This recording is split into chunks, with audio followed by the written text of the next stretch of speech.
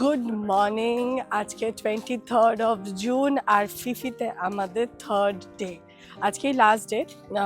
In fact ফিফিতে third day বলা যায় না, যেদিন এসেছিলাম সেটাকে যদি ফার্স্ট ধরা হয় তাহলে আজকে থার্ড। আজকে আমরা ফেরত যাব, বাট ফেরত যাওয়ার আগে আমরা যাব হচ্ছে আইল্যান্ড হপিং করতে। তো আগের দিনের ভিডিওটা যারা যারা দেখেছেন তারা তো জানেন যে কালকে বেরিয়েছিলাম হচ্ছে আইল্যান্ড হপিং করতে, কিন্তু আমরা দেরি করে ফেলেছিলাম, বুকিং টুকিং পাইনি, তাই জন্যে আজকে বুক করে এসেছি। 9:30টার ফেরি আছে, এটা হচ্ছে শেয়ার্ড ফেরি, যেখানে আমাদের খরচা পড়েছে হচ্ছে পার পারসন 1000 ভাট করে। এটা হচ্ছে ডিসকাউন্ট দিয়ে, হ্যাঁ। আর পুকুর পড়েছে হচ্ছে 500 ভাট। মোটামুটি যদি পুরো প্রাইভেট বুক করতাম তাহলে দাম পড়ে যেত হচ্ছে একটা স্পিড বোটের হচ্ছে 5000 ভাট। সেখানে বলে রাখি যে আমরা স্পিড বোট নিয়েছি, কারণ যেহেতু বর্ষাকাল না, তাই জন্য লোকজন বলছে হচ্ছে যে ওই দিকে একটু বেশি ওয়েভস আছে, লং টেল বোট উল্টে যেতে পারে, তাই জন্য আর রিস্ক নেওয়া হয়নি। লং টেল বোট নিলে কিন্তু 2000 ভাটে হয়ে যেত। নাও দ্য নেক্সট থিং ইজ, এই দাঁড়ান আপনাদের দেখা, এখানে কত বেড়াল, কত বেড়াল দেখেছেন? পুরো আইল্যান্ডটাতেই বেড়ালে ভর্তি। এইখানে দুটো, আর আরেকটা কালো বিড়াল এইখানে চলে গেল এক্ষুনি। এই যে শেয়ারের পেছনে লুকিয়ে আছে ভয়। এসছি হচ্ছে ব্রেকফাস্ট করতে। এখানে ব্রেকফাস্ট কম, লাঞ্চের জিনিস বেশি থাকে। দেখুন চিকেন, ডোরি ফিশ, এটা ভালো লাগছে, এটা আজকে একটু খাবো। এখানে কিছু একটা হচ্ছে রাইস স্যুপ, পুরো মনে হচ্ছে ভাত করে ফেনা ভাতের মানে জল ঢেলে দিয়েছে আর কি। খাবো না, দেখেই ভালো লাগছে না। কিছু সিজনিংয়ের জিনিসপত্র আছে, কিছু ফ্রাইড রাইস, চিকেন এইসব রয়েছে। এটা vegetarian food, vegetarian fried rice আর ভেজিটেবল। এখানে স্প্রেড আছে, ওই কালকেরটাই। কেক আছে, ব্রেড আছে, হোলমিট ব্রেড, আর হচ্ছে ক্রোসা আছে, আরও অনেক কিছু। এখানে লাইভ কাউন্টার আছে যারা আপনাকে এগ ফেক করে দেবে। আর ওই দিকটাতে কর্নফ্লেক্স আছে, যেখানটা জাগৃতি দাঁড়িয়ে আছে। ইটস লাইক ইংলিশ টাইপের। আর প্রচুর ফ্রুটস আছে, তো ডেফিনেটলি আজকে একটু ফলই খাবো। এমনিতেই ভোলাটাইল সিটে যাত্রা করার আগে সবসময় পেট খালি রাখা উচিত, নাহলে কি পাতা আপনি বমি করে একাকার কাণ্ড করবেন, শরীর খারাপ লাগবে। আর এই দিকে আছে হচ্ছে ওদের একটা স্যালাড সেকশন। নৌকাটা বেশ সুন্দর দেখতে, দেখুন, একটা নৌকার মতন শেপে টেবিল করা।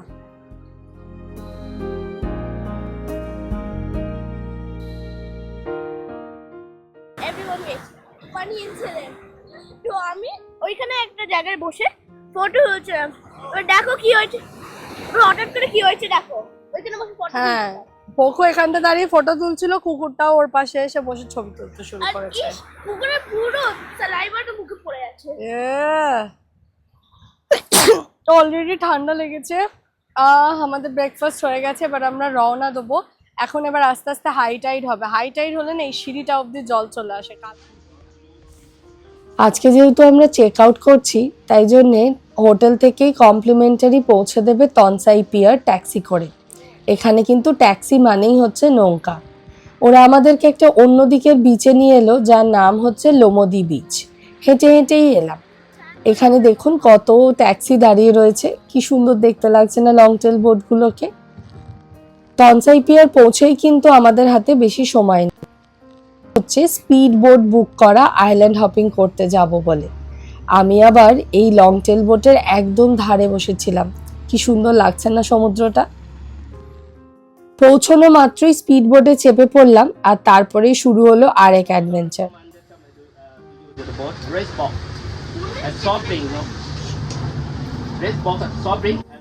আজকের আইল্যান্ড হপিং এর জন্য ইনি হলেন আমাদের গাইড। ইনি আমাদের মোটামুটি একটা ট্যুর দিচ্ছে যে বোটে কি কি আছে। খাবার দাবারের সাথে সাথে বোটে আছে হচ্ছে একটা ছোট্ট বাথরুম। এই ছোট্ট দরজাটা নাকি একটা বাথরুম, ভাবা যায়। এছাড়াও উনি বললেন যাদের যাদের সি সিকনেস আছে তারা কিন্তু ওনার থেকে একটা ওষুধ নিতে পারেন। নৌকাটা এখনই কত দুলছে দেখুন। Sometimes we go with the wave, we stay with the wave, some place, some stop. So swimming and we stay with the wave. And maybe someone Have you ever been to seasick before? Seasick with the wave sometimes. Yeah, sometimes. Yeah, sometimes. We have some tablet to show you. Okay, give me. Yeah.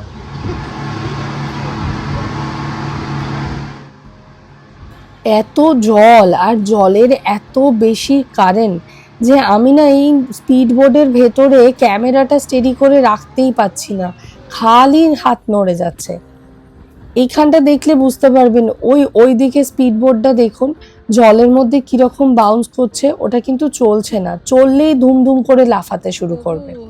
আমাদের প্রথম destination হচ্ছে Viking cave.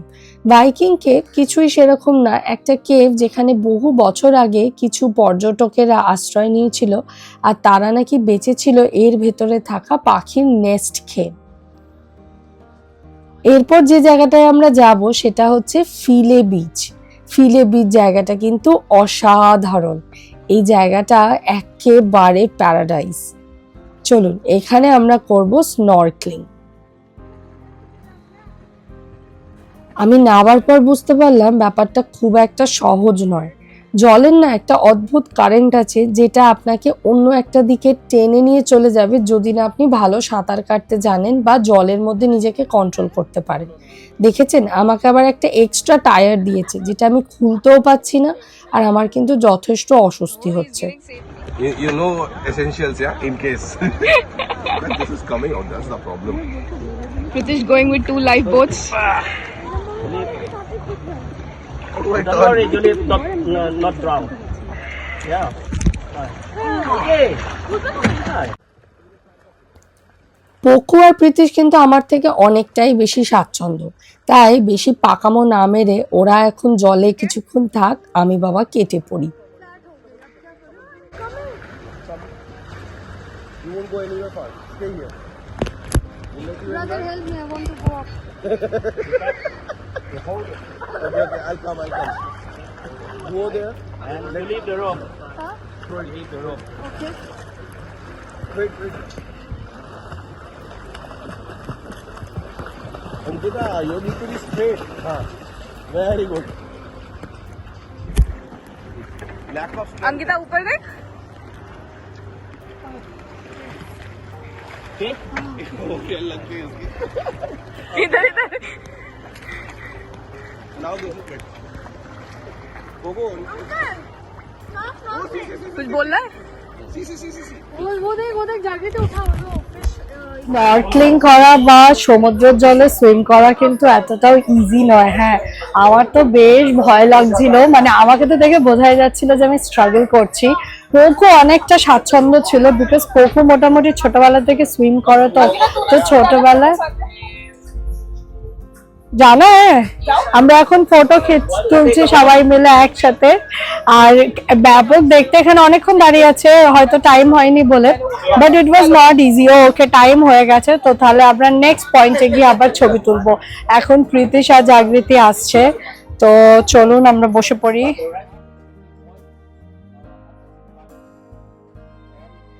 মায়াবেতে যাওয়ার আগে ভদ্রলোক আমাদের আরো প্রচুর instruction দিল, যেমন ধরুন মায়াবেতে সুইম করা যায় না, কারণ কোভিডের সময় নাকি এই জায়গায় ওয়াইল্ড লাইফ আবার জীবন্ত হয়ে উঠেছে, মানুষজন আসছিল না তো তাই, আর তাই জন্যই মাঝে মাঝে নাকি এই জলে শার্ক ঘুরতে আসে, তাই জলে নামা কিন্তু বারণ। চলুন আমরা জলে নামবো না, বাট বিচটা অবধি তো যাওয়াই যায়, রওনা দেওয়া যাক।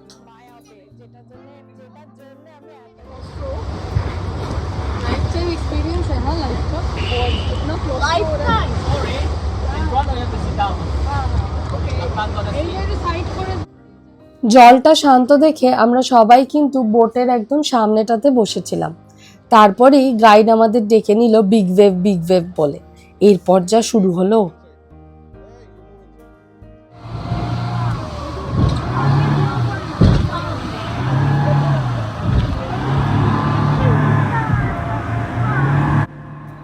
মায়াবীর কিছুটা কাছে আসার সাথে সাথে সমুদ্রটা সাংঘাতিক উথাল পাথাল হয়ে গেল।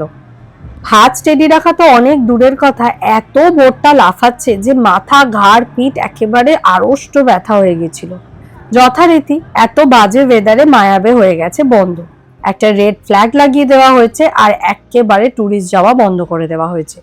এবারের মতন এত চেষ্টা চরিত্র করেও আমার মায়াবীটা ছবিই হয়ে গেল, মানে মায়া হয়ে গেল আর কি। কি করব বলুন, আমাদের সবাইকে নিয়ে আসা হলো হচ্ছে মাঙ্কি বিচে। যেহেতু মায়াবে বন্ধ হয়ে গেছে, এখন মোটামুটি সারি সারি দিয়ে নৌকা, বোট, লং টেল বোট সবকিছু চলে এসেছে হচ্ছে মাঙ্কি বিচে।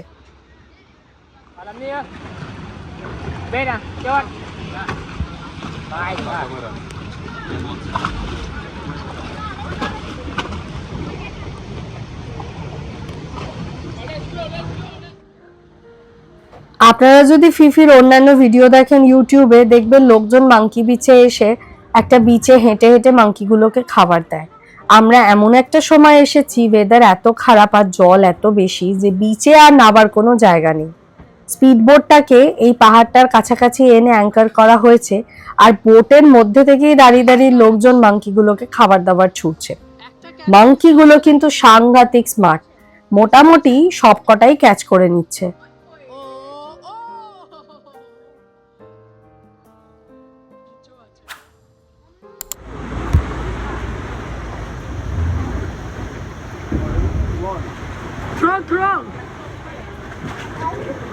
জলে ফেলছিস?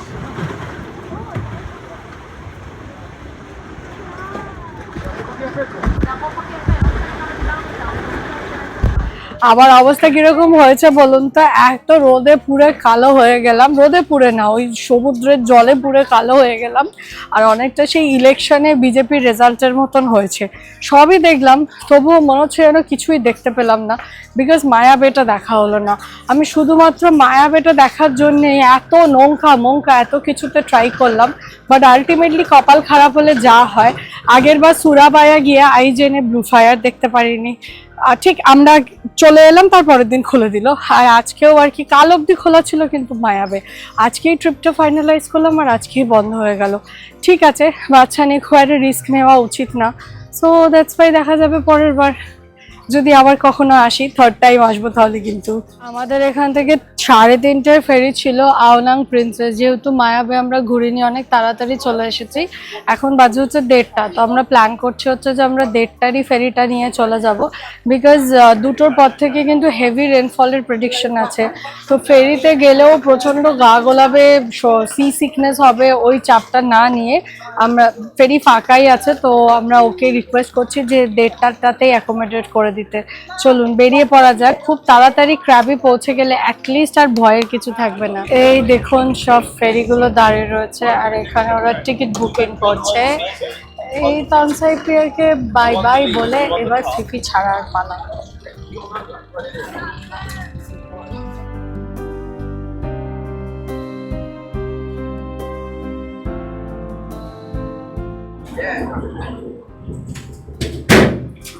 ऊपर ही बैठो, नीचे ना जाना। চলো চলো যাও। হ্যাঁ, এখানে এরা লাগেজ গুলোকে প্যাক করে দিয়েছে। আর এই দেখুন নিচেও আছে, কিন্তু নিচে না প্রচন্ড গা গোলায়, তাই জন্য ইটস অলওয়েজ রেকমেন্ডেড যে আপনি ওপরে বসবেন। ওপরে কি কয়েকটা জায়গা এখনো ফাঁকা আছে, গিয়ে তাড়াতাড়ি গিয়ে বসে পড়া যাক।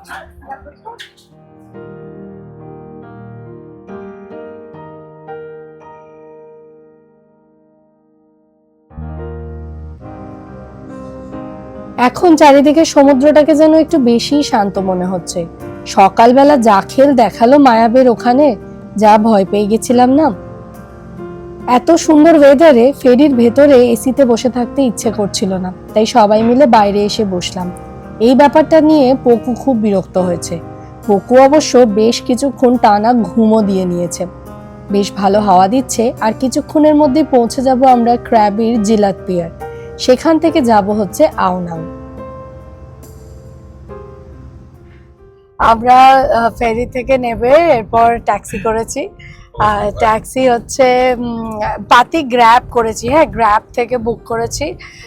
তো মোটামুটি এখান থেকে আওনাং বিচ হলিডে ইন রিসর্টে যাব, মোটামুটি 18-19 কিলোমিটার মতন। সেটার খরচা পড়েছে হচ্ছে প্রায় 260 ভাটের মতন।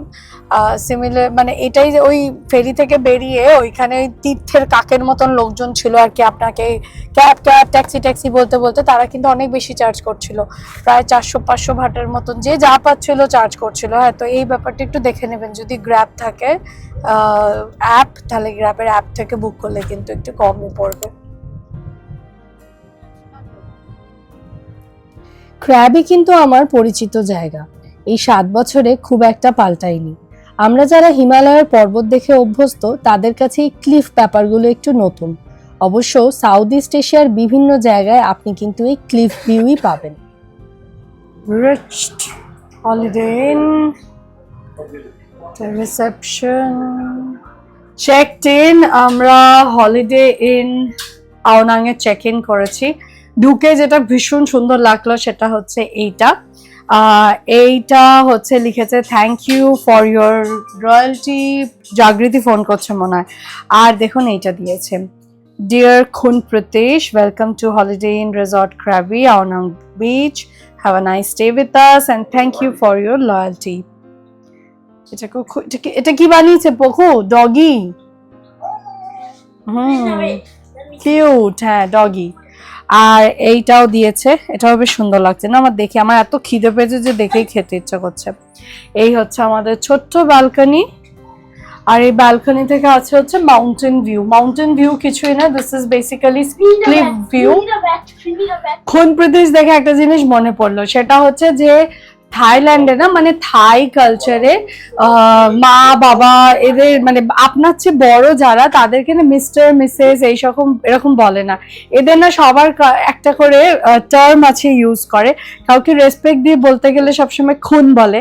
তো আমার কিছুদিন আগে একটা প্রজেক্ট ছিল ব্যাংক অফ ব্যাংককে, সেখানে যখনই আমরা কাস্টমারের সাথে কথা বলতাম সবাইকে এরকম ভাবে খুন তিতিওয়ান, খুন বেঞ্জ এরকম ভাবে অ্যাড্রেস করতে হতো, which is kind of funny, শুনতে খুব ফানি লাগে, বাট ওরা এরকমই বলে। এবং ওরা যখন বিদেশে বা ফরেন এতেও কারোর সাথে কথা বলে ওরা কিন্তু এটা মেনটেন করে, কখনো চেঞ্জ করে ফেলে না। আর বড় দাদাকে যেরকম পি বলে, তারপরে ছোট ভাইকে বলে হচ্ছে মোস্ট প্রবাবলি নং, এরকম কিছু বলে। তো ওদের এই ভাষার ছোট ছোট জিনিসগুলো আপনি যদি থাইল্যান্ডে বারবার আসেন না তাহলে কিন্তু শিখে যাবেন আর কি। এটা বেশ ভালো, রুম কিন্তু ভালো, কমফোর্টেবল। চলুন তাড়াতাড়ি ফ্রেশ হয়ে বেরোবো। আজকের দিনটা কিন্তু খারাপ কাটলো না, মায়াবেটা দেখা হলো না বলে একটু খুঁত রয়ে গেল, কিন্তু খুব সুন্দর সুন্দর কিছু ছবি তুলে স্মৃতির খাতায় কটা পাতা নিশ্চয়ই যোগ হলো। আজকের ভিডিওটা ভালো লাগলে একটা লাইক করে দেবেন, আর যদি চ্যানেল এখনো সাবস্ক্রাইব না করে থাকেন তাহলে সাবস্ক্রাইব করে নেবেন। পরের দিন আয়োনাংয়ের ভিডিও নিয়ে আসবো। আজ আসি, বাই।